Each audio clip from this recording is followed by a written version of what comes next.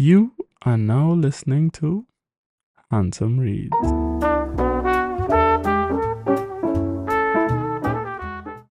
You could have been anywhere else in the world, doing anything else, on this auspicious day. Yet you chose to take a load off and step into the relaxing space of Handsome Reads. I'm not quite sure if that is beneficial to me or to you, but from where I stand, let me just say, I am honored. Greetings, beautiful, gentle, awesome listeners. On today's episode of Handsome Reads, we dive back into the world of Army of Sin, Season 2, with today's episode titled Behind Closed Doors.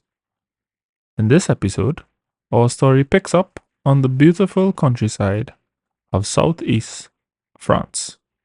So sit back, relax, turn the volume up just a smidge as I get ready to do my thing. The French countryside was beautiful this time of year. It beckoned to those that could afford it a getaway like no other. The smell of the Mediterranean Sea wafted into the nostrils as one drove along the coast and towards the mountain upon which stood the tiny village of �絵.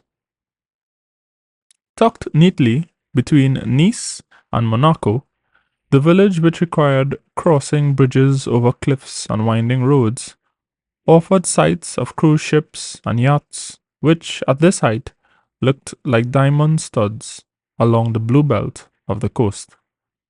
Nestled within this village, that still held the stamp of the medieval era, stood 𝐵𝐔𝐘𝐒 restaurant.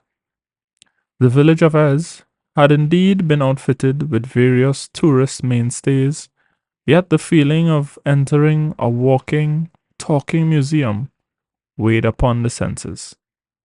𝐵𝐔𝐘𝐒 held both tourist and art lover in its spell. Its outdoor assembly of rustic benches and oil lanterns aglow by evening, indoor slabs of stone cut to different seating capacities seemed to grow from the insides of the walls and up from the floor, its clay composition adding a cool, welcoming aura. The two members of restaurant staff currently busied themselves from guest to guest. The twins, Marielle and Lila, never needed a notepad.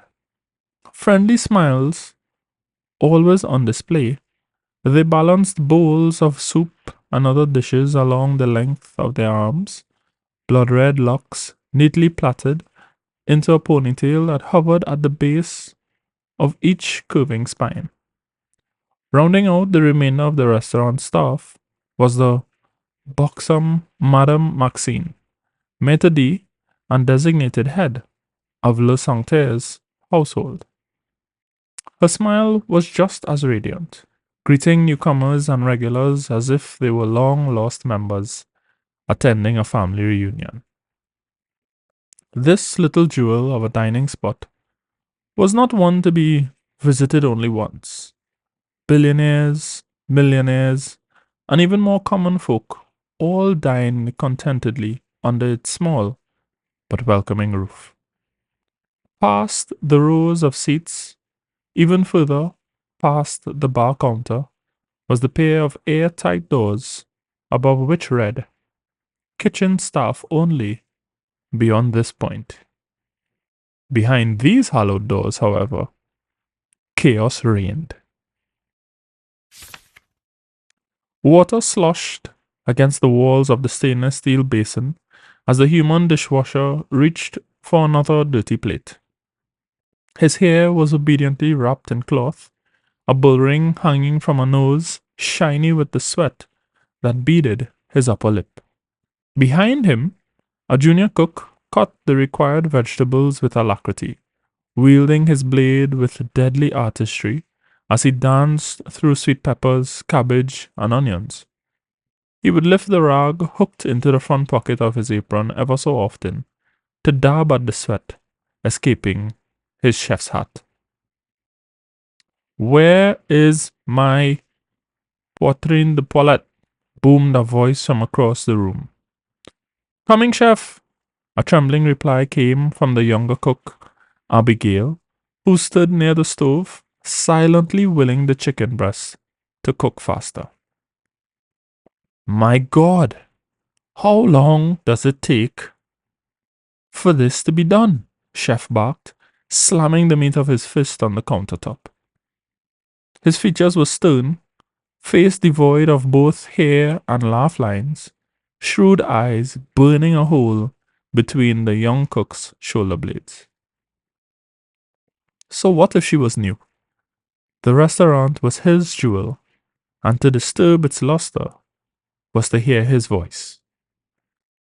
Tears pricked behind her eyes even as she saw the chicken breast finally turn its appropriate color. Fighting back her hellfire personality that threatened to brim to the surface, Abigail made her way back to the counter with the chicken. Heat from the platter seared her palm as it offered her only a moment of distraction. The burly chef she approached offered a frustrated exhale as Abigail crossed the distance toward him.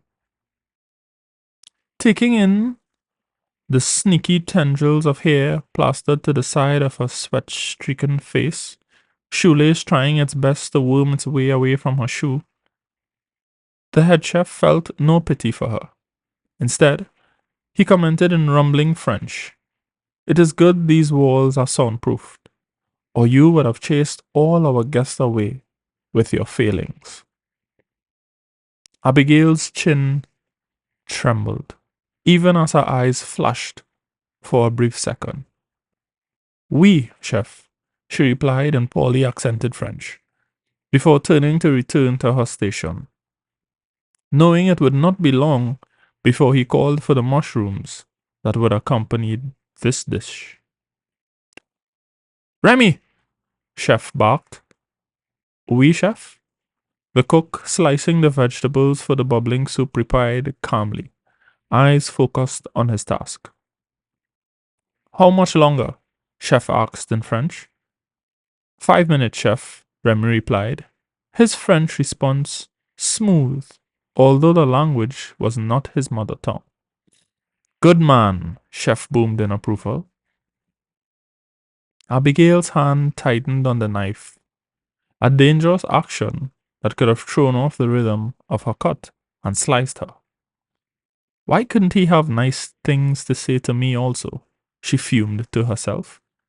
"Didn't he know it was only my first week? Or was it that he just didn't care?" Tossing the chopped shallot and mushrooms to cook, she grit her teeth and once more attempted to will the mushrooms to cook faster. As luck would have it, Abigail's had run out. Once more, the voice boomed from across the kitchen. "Mushrooms!" This time in heavily accented English. As the heat crept up her face, the young cook and aspiring chef dropped the spoon she held, flinching at the sound it made against the tiled floor, even as she whipped around to face her immediate superior. The earful, however, that she had planned to deliver aborted its mission, as she found herself facing not only chef, but Madame Gigi, owner and head chef of 𝐵𝐔𝐘𝐒.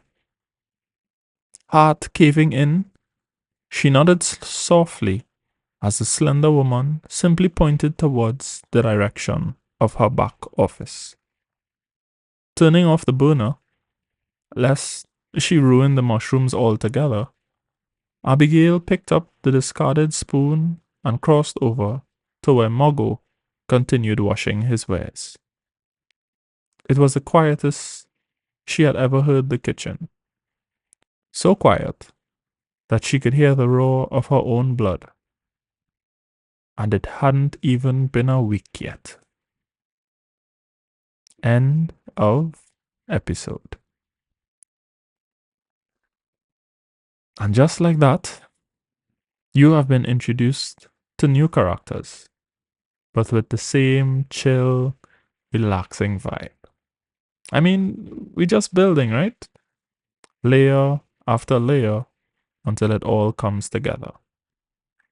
I realize I have a habit of doing this often, inadvertently speaking in sentences that rhyme. So, anywho, I hope this first episode has provided just the right amount of intrigue necessary to have us meet next week at the same time, Sundays at 6 p.m. Continue taking awesome care of yourself. Until next time, and as always, love and light.